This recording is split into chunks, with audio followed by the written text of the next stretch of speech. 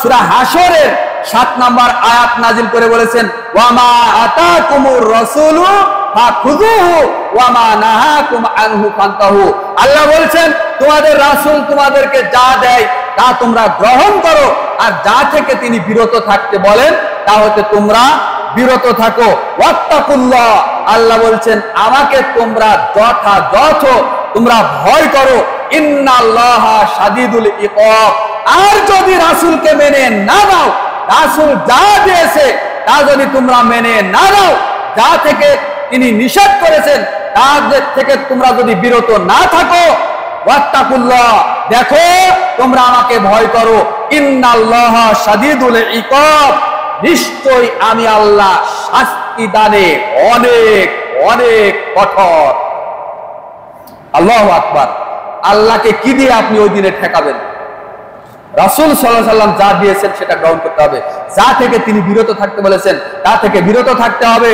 নইলে আল্লাহ বলছেন যে এটা মেনে নিয়ে তোমরা আমাকে ভয় করো, আর যদি ভয় না করো তাহলে এটা জেনে রাখো শাস্তি দানে আমি আল্লাহ অনেক অনেক বেশি কঠোর।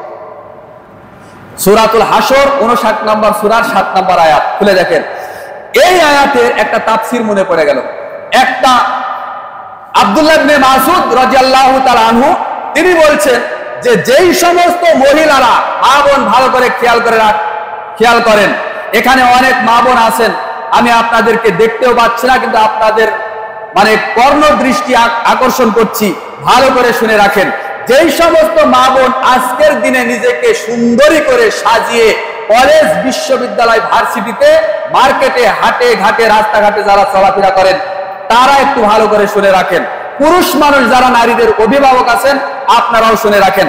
আব্দুল্লাহ ইবনে মাসউদ রাদিয়াল্লাহু তাআলা আনহু তিনি বলছেন যে রাসূল সাল্লাল্লাহু আলাইহি সাল্লাম লানত করেছেন এবং আল্লাহ সুবহানাহু ওয়া তাআলা লানত করেছেন তাদের উপরে যেই সমস্ত নারীরা পরচুলা ব্যবহার করে।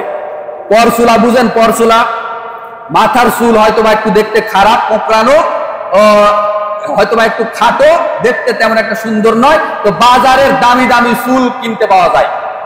তো মার্কেটের এই কিনা চুল এটাকে বলা হয় পরচুলা।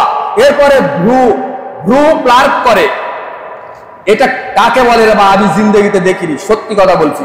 ভ্রু প্লাক করা মানে যে কোনো মোটা যদি ভ্রু থাকে তাহলে লোমগুলো উপড়িয়ে চিকন সুন্দর করে একেবারে তরবারির মতো করে, এটাকে বলা হয় ভ্রু প্লাক করা।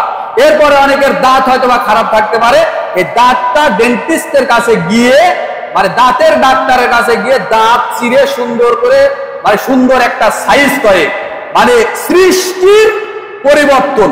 কথা বুঝতে পারেননি মনে হয়? সৃষ্টির পরিবর্তন করে মহিলারা। তো এই সমস্ত মহিলাদের উপরে আল্লাহ লানত করেছেন, আল্লাহ রাসূল সাল্লাল্লাহু আলাইহি সাল্লাম লানত করেছেন। তো এই কথা কে বলছেন? আব্দুল্লাহ ইবনে মাসউদ রাদিয়াল্লাহু তাআলা আনহু। তো এই কথা শোনার পরে এক মহিলা এসে আব্দুল্লাহ ইবনে মাসউদ রাদিয়াল্লাহু তাআলা আনহুর কাছে এসে উপস্থিত হয়ে একবারে রাগ করে বলছেন, এই আব্দুল্লাহ, আপনি বলছেন যে যারা ভ্রু প্লাক করে, শরীরে উল্কি অঙ্কন করে, এরপরে দাঁত যারা চিকন করে, পরচুলা ব্যবহার করে, তাদের উপরে আল্লাহ এবং তার রাসূল লানত করেছে। আপনি এই দলিল পেলেন কোথায়? আপনি আমাকে দলিল দেন। কাকে বলছে? একজন মহিলা আব্দুল্লাহ ইবনে মাসউদ রাদিয়াল্লাহু তাআলা আনহুকে গিয়ে বলছে। তো তখন আব্দুল্লাহ ইবনে মাসউদ রাদিয়াল্লাহু তাআলা বলছে যে এটা তো কোরআনেই আছে, হাদিসেও আছে। তখন এই মহিলা কোরআনের 2 মলাট, আমি একটা বোঝানোর জন্য বলছি, তো কোরআনের 2 মলাট এইভাবে ধরে আব্দুল্লাহ ইবনে মাসউদকে বলছে যে 2 মলাটের ভিতরে যা আছে আমার সবই মুখস্থ আছে, আমার সব পড়া আছে। কে বলছে? এই মহিলা বলছে আব্দুল্লাহ ইবনে মাসউদ। কোথায় আপনি পেলেন এই দলিল? কোরআনে আছে, এই দলিলটা আপনি আমাকে দেন। কথা যুক্তিক, কোরআনও তার মুখস্থ আছে, ওই মহিলার সব জানে, পড়াও আছে। তখন আব্দুল্লাহ ইবনে মাসউদ একটু চিন্তান্বিত হয়ে বলছে যে আরে থামেন, আপনি যদি কোরআন পড়েই থাকেন তাহলে আপনি কি জানেন না এর ভিতরে একটা সূরা আছে যার নাম সূরাতুল হাশর, এর 7 নম্বর আয়াত কি আপনি পড়েননি? যেখানে আল্লাহ সুবহানাহু ওয়া তাআলা বলছেন ওয়ামা আতাকুমুর রাসূলু ফাখুযুহু ওয়া মা নাহাকুম আনহু ফান্তাহু। তোমাদের নবী যা দিয়েছেন তা তোমরা গ্রহণ করো, যা থেকে তিনি বিরত থাকতে বলেছেন তা থেকে তোমরা বিরত থাকো। তো এই আয়াত কোরআনে আছে না নাই এবার আপনি বলেন। তখন এই মহিলা বলছে যে হ্যাঁ কোরআনে আছে। তো আব্দুল্লাহ ইবনে মাসউদ, আপনি কোরআনটাকে যেভাবে বলেছেন বুঝেছেন সেইভাবে আমি বুঝতে পারিনি। তো এই মহিলা মেনে নেবে না। এরপরেও এই মহিলা বলছে যে হে আব্দুল্লাহ, আপনার স্ত্রীও সম্ভবত এই ব্লু প্লাগ করে, পরশুলা ব্যবহার করে, শরীরে অঙ্কন উল্কি ব্যবহার করে, আপনি একটু খোঁজ নিয়ে দেখেন। তখন আব্দুল্লাহ ইবনে মাসউদ দায়িত্বহীন কণ্ঠে বললেন যে যান, আমি এখানে আছি, আমার স্ত্রী ঘরে আছে, আমার স্ত্রীকে পরীক্ষা নিরীক্ষা করে আসেন।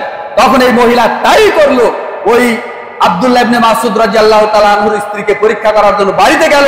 গিয়ে দেখে তিনি তার শরীরে অঙ্কন করা, ব্লু প্লাগ করা, পরশুলা ব্যবহার করা কিছুই পেলেন না। আসার পরে ওই মহিলা বলছেন যে আব্দুল্লাহ, তোমার স্ত্রীর মধ্যে আমি এরূপ কিছু পাইনি। তখন আব্দুল্লাহ ইবনে মাসউদ রাদিয়াল্লাহু তাআলা আনহু গর্জে উঠে বললেন, আল্লাহ রাসূলের জালিলুল কদর সাহাবী, যে মহিলা শুনেন, আপনাকে ভালো করে বলি, আমি আব্দুল্লাহ ইবনে মাসউদ বলছি, আমার স্ত্রী যদি এরকম কোন রকম একটা কাজের সাথে জড়িত থাকে, তাহলে একসাথে এক ছাদের নিচে একই ঘরের মধ্যে একই খাটের মধ্যে আমি আব্দুল্লাহ মাসউদ, আমার কাছে আমার স্ত্রীর ছাড় হবে না। চোকাট বদলানা বুঝেন? চোকাট বদলানা এই হাদিসটা কোথায় পাবেন? সহিহ বুখারী খুলেন 4886 এবং 87 নম্বর হাদিস। এই হাদিস সূরা হাশরের 7 নম্বর আয়াতের তাফসীর ইমাম বুখারী রাহিমাহুল্লাহ সেই আজ থেকে প্রায় 1300 বছর পূর্বে তাফসীর করে গেছেন। তাফসীরুল কুরআন সহিহ বুখারীর মধ্যে খুলেন 4th খণ্ড 4886 এবং 87 নম্বর হাদিস, যেটা তাফসীরুল কুরআনের মধ্যে পাবেন। ইমাম বুখারী রাহিমাহুল্লাহ সূরা হাশরের 7 নম্বর আয়াতের তাফসীর করতে গিয়ে এই হাদিসগুলো নিয়ে এসেছেন। তাফসীরুল কুরআন খুলেন, তাইসিরুল কুরআন খুলেন, সূরা হাশরের 7 নম্বর আয়াতের মধ্যে এই হাদিস পেয়ে যাবেন। তাফসীরে জাকারিয়া খুলেন, তাফসীরে জাকারিয়ার মধ্যে সূরা হাশরের 9 নম্বর আয়াতের মধ্যে এই আলোচনা, এই হাদিস ব্যাখ্যা একবারে আপনি পেয়ে যাবেন। যাবেন কোথায়? কোরআন কখনো নিজের ইচ্ছা মতো বুঝলে হবে না। ওই মহিলার খুব অহংকার ছিল, দম্ভ ছিল যে কোরআনের মলাটের ভিতরে যা আছে সবই তো আমার পড়া আছে, আমার মুখস্থ আছে। তো এরকম তো আল্লাহ বলেননি। তো আব্দুল্লাহ ইবনে মাসউদ যখন কোরআনের আয়াত দিয়েই বুঝিয়ে দিলেন, তখন এই মহিলা এবার মুখ খাটো করে ওখান থেকে সরে চলে যাচ্ছে। সম্মানিত দ্বীনি ভাই বোন, আজকের জুমার ইত্তিবায়ে সুন্নাহর শেষ উদাহরণ এবং শেষ হাদিস আব্দুল্লাহ ইবনে আব্বাস রাদিয়াল্লাহু তাআলা আনহু এবং সাহাবী মুআবিয়া রাদিয়াল্লাহু তাআলা আনহু, তারা দুইজন হজ করছেন। হজে গিয়ে আব্দুল্লাহ ইবনে আব্বাস রাদিয়াল্লাহু তাআলা আনহু লক্ষ্য করলেন যে সাহাবী মুআবিয়া রাদিয়াল্লাহু তাআলা আনহু, তখন সে আমিরুল মুমিনিন অর্থাৎ পরবর্তী খলিফা মুআবিয়া রাদিয়াল্লাহু তাআলা আনহু হজ করছেন, হজের তাওয়াফ করছেন, আর সাথে আছেন জালিলুল কদর সাহাবী রাইসুল মুফাসসির বলা হয় যাকে, আব্বাস রাদিয়াল্লাহু তাআলা আনহুর ছেলে আব্দুল্লাহ, অর্থাৎ আব্দুল্লাহ ইবনে আব্বাস রাদিয়াল্লাহু তাআলা আনহু। আব্দুল্লাহ ইবনে আব্বাস রাদিয়াল্লাহু তাআলা আনহু দেখলেন যে মুআবিয়া রাদিয়াল্লাহু তাআলা আনহু হজ করছেন, আমার দিকে একটু খেয়াল করেন। সম্মানিত দ্বীনি ভাই, আমার দিকে একটু খেয়াল করেন, যেহেতু এটা কাবা ঘর নয়, আমি এই যে আপনাদের যে মেম্বারটা আছে এখানে একটা উদাহরণ দিয়ে বুঝাই। সেটা হলো এই যে, মনে করেন এখানে আছে হাজরে আসওয়াদ, কাবা ঘরের 4টি কোণা দেখা যায়, বোঝা যায় আমার কথাটা, বোঝা যায়?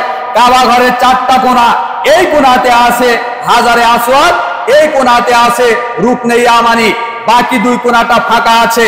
তো এখন এই সাহাবী মুআবিয়া রাদিয়াল্লাহু তাআলা আনহু এসে হাজরে আসওয়াদে চুমু খেলেন, স্পর্শ করলেন, তারপরে রুকনে ইয়ামানিতে গেলেন, এখানেও চুমু খেলেন, স্পর্শ করলেন, এরপরে ঘুরে এই কোণাতে আসলেন, এখানেও আসলেন, হয়তোবা হাত দ্বারা স্পর্শ করলেন, চুমু খেলেন, এখান থেকে গিয়ে আবার এই কোণাতে আসলেন, এইভাবে 4 কোণাতে গেলেন। যাওয়ার পরে এই দৃশ্যটা আব্দুল্লাহ ইবনে আব্বাস রাদিয়াল্লাহু তাআলা আনহু তিনি প্রত্যক্ষ করলেন, এবং এইটা দেখে তিনি ঠিক থাকতে পারলেন না।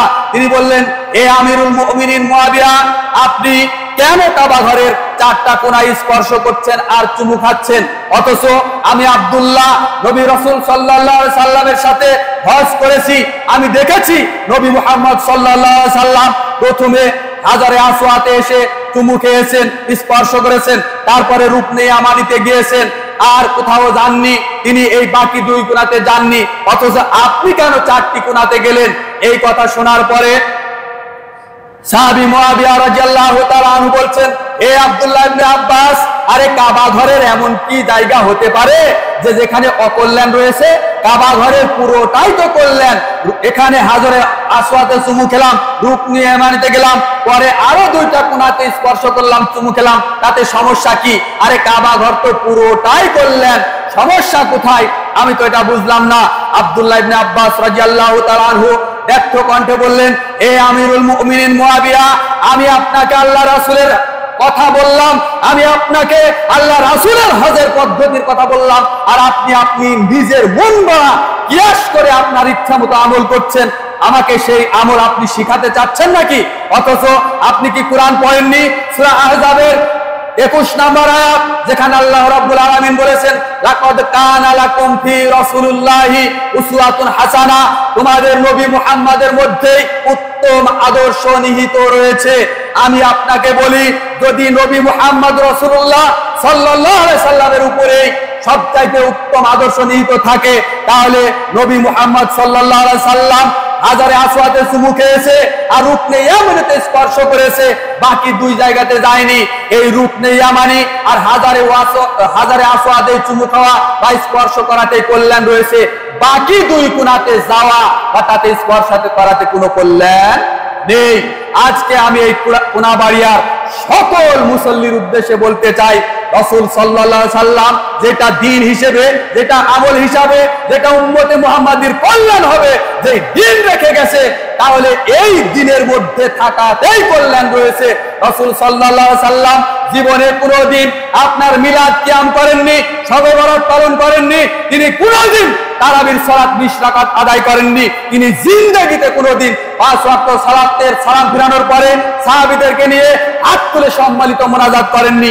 এই আমলগুলো রাসূল সাল্লাল্লাহু আলাইহি সাল্লাম যদি না করে গিয়ে থাকে, তাহলে আপনাদের প্রতি আমার উদাত্ত আহ্বান, এই আমলগুলো ত্যাগ করার পিছনেই কল্যাণ রয়েছে, আর এই আমলগুলো না করার পিছনেই কল্যাণ রয়েছে। কথা বলে ঠিক কিনা?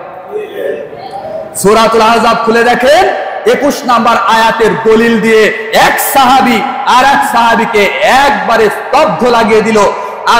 আমিরুল মুমিনিন মুয়াবিয়া রাদিয়াল্লাহু তাআলা আনহু তখন আর কোনো গুনাহি করলেন না, তখন বললেন যে, হে আব্দুল্লাহ ইবনে উমর, তোমাকে আল্লাহ হেদায়েতের উপরে রেখেছে, তুমি সত্য কথাই বলেছো, তুমি আমার চোখ খুলে দিয়েছো, আল্লাহ তোমার উপরে রহম করুন। বলুন সুবহানাল্লাহ। এই হাদিসটি পাবেন সূরা আহজাবের 21 নম্বর আয়াত, আর এই আয়াতের আলোকে তাফসীর বা হাদিস মুসনাদ আহমদ 1877 নম্বর হাদিস, হাদিসের সনদ সহিহ।